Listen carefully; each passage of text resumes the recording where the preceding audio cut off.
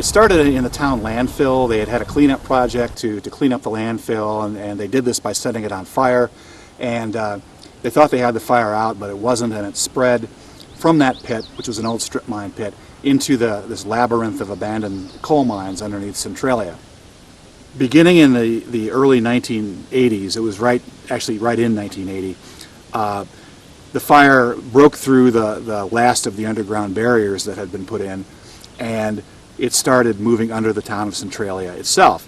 And the big danger from this was the gases from the fire.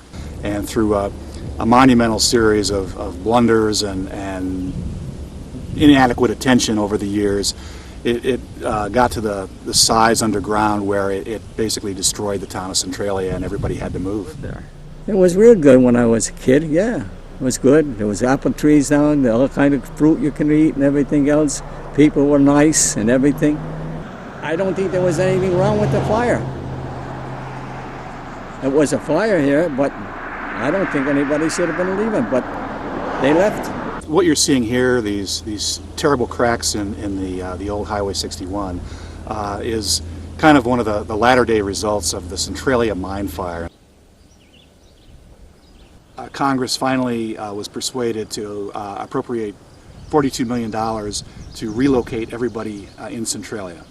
They made the decision that they weren't going to try to put out the fire, although they didn't really tell people that at the time, but they decided that it was a much more cost-effective way to approach the problem by just moving everybody out.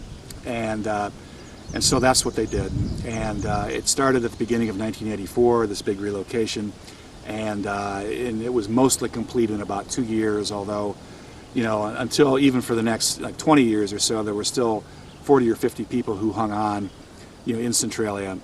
And now it's down to about 9 people. They're kind of the diehards of the diehards.